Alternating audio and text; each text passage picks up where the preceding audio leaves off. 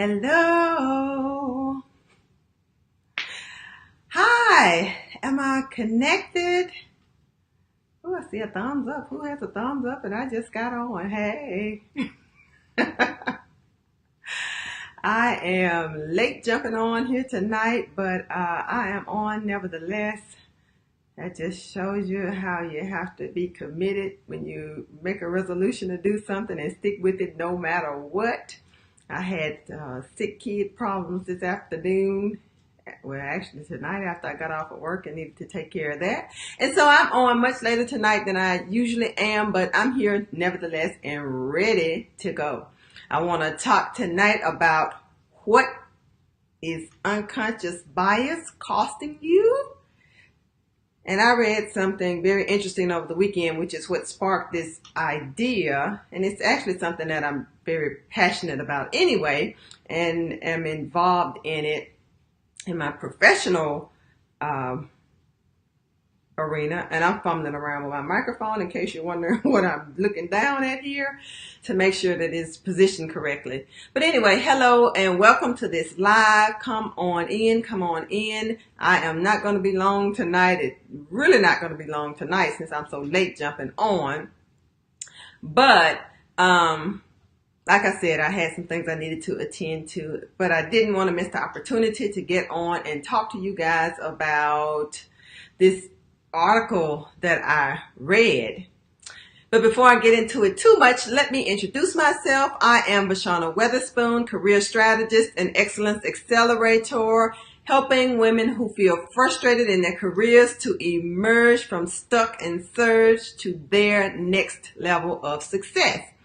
And I'm also the host of the podcast entitled Know Your Worth Career Podcast, which coincidentally I was debuting on my Facebook business page last week. If you missed it, jump on over to @CoachVashana on Facebook and check out. I put the first 7 episodes up so that people can get a feel for where I'm starting off with the podcast, and then you'll get a chance to watch me grow, and along the way you'll have an opportunity to hear some great speakers, get some great information that'll help to impact your bottom line in your career. So, as I said, I made a commitment to start going live more often, and one of the impetuses was because I'm launching my new brand. And I want people to know about what it is that I do. So I'm going to be coming on, sharing career-related expertise to help you to move your career into your next level. So that's what these broadcasts are all about. And so, not to waste a whole lot more of your time, but before I do that, I always want to take a break and invite you to invite a friend, to invite a coworker, to invite a loved one who you think could benefit from hearing this information that I'm going to be sharing with you tonight. So take a minute, the little button at the bottom that says share, just press it and see what happens. So what is unconscious bias costing you? Well, the truth is, if you're a Black or African American, to be politically correct, or female, the answer is probably a lot. But before I jump into that too much, I want to take a second to just define what unconscious bias even means. Like, what is it? And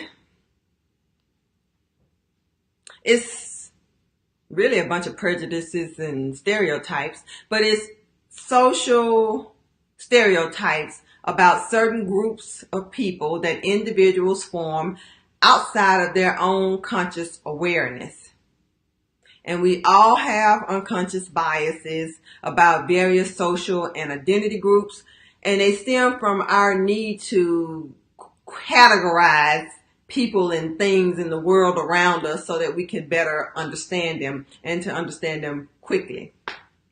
Even sometimes when it's not necessarily accurately, which can be a problem.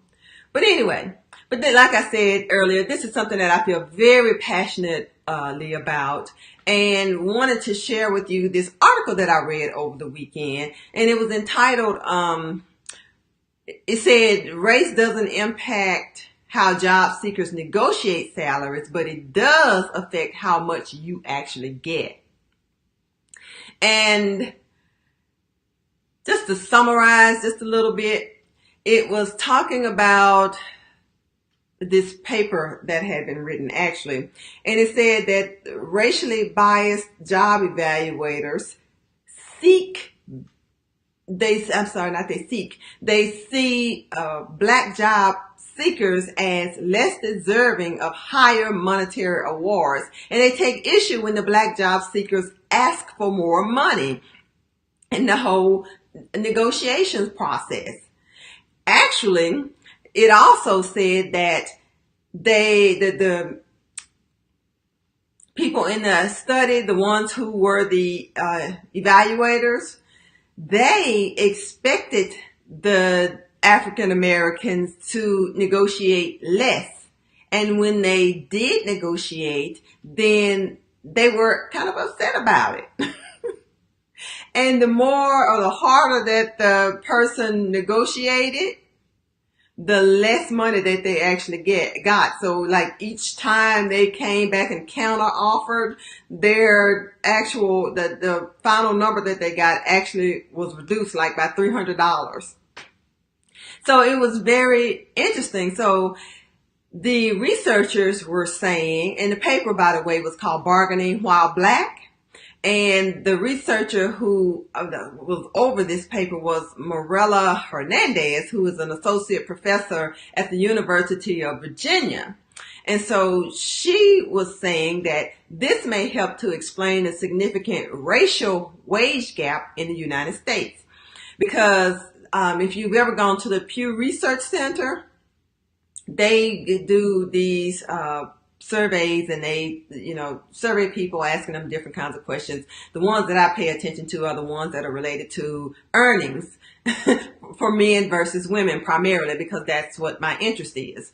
But anyway, in 2016, Pew Research Center reported that college-educated black men earn 20% less than college-educated white men. And that's the difference between making like $25 an hour versus making $32 an hour. So that's the difference on average between what a college-educated white man versus black man would earn. Now, when you bring women into the fold, college-educated black women earn 8% less than college-educated white women. And when you take out the education altogether, then the gap becomes much greater between earnings within those groups. So I was just thinking, like, if it's unconscious bias, that means we're not aware of it because we're not conscious of it. So what are some solutions that can help with this problem? Because we know, that in 2018, women still do not earn the same amount of pay for the same work that men do when they have equal jobs. There continues to be a wage gap. And when you, actually this study just supports what I'm about to say, when you bring into the fold race, when you go down to minorities, then the gap widens. And when you get down to African Americans, it widens even further. That's what the research says.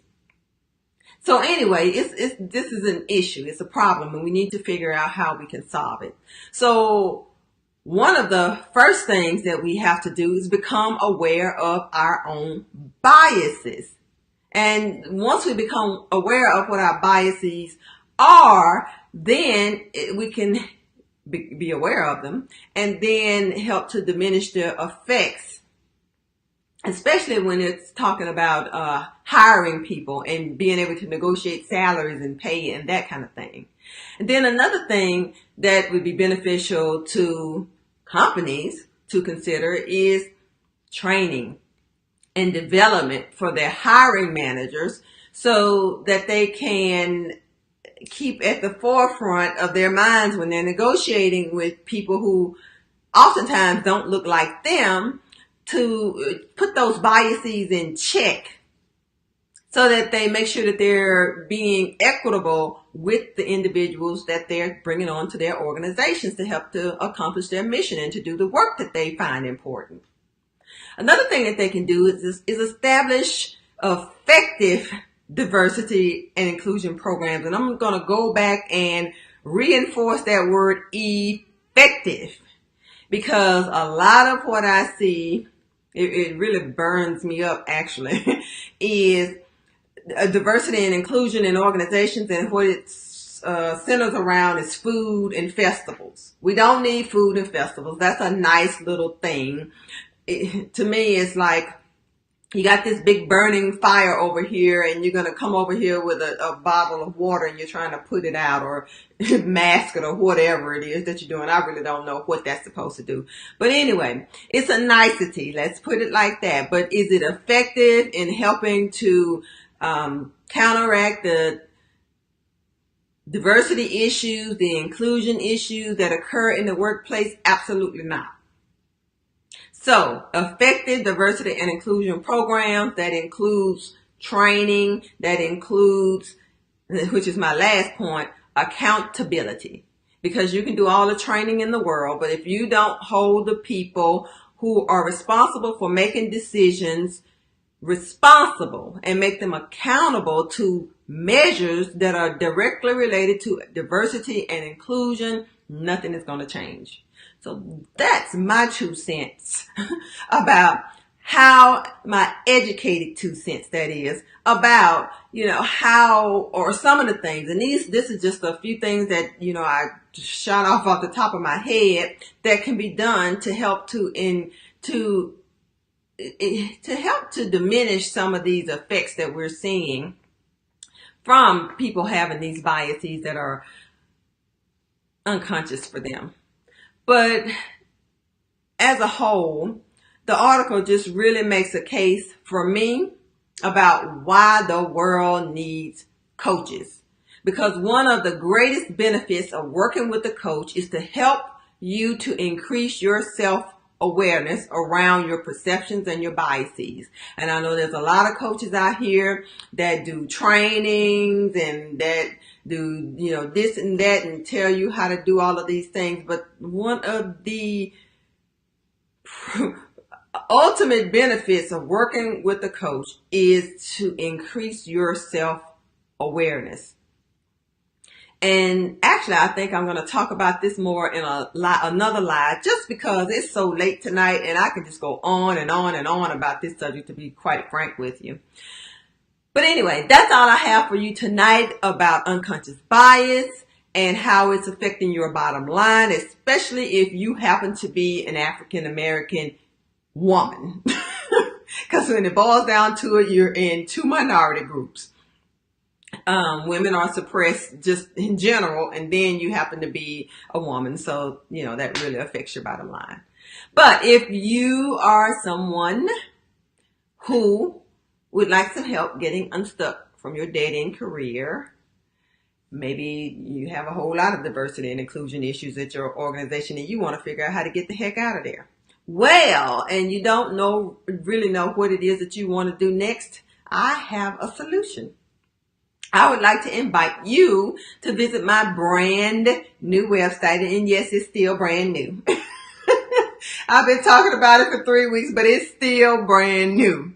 So visit my brand new website at www.vashanaweatherspoon.com and pick up my free 3-part e-course entitled Career on Fire, 3 Steps to Your Next Level, to help you to get the guidance that you need, the step-by-step process, formula, if you will, to help you get your career on track so that you can move to your next level of success.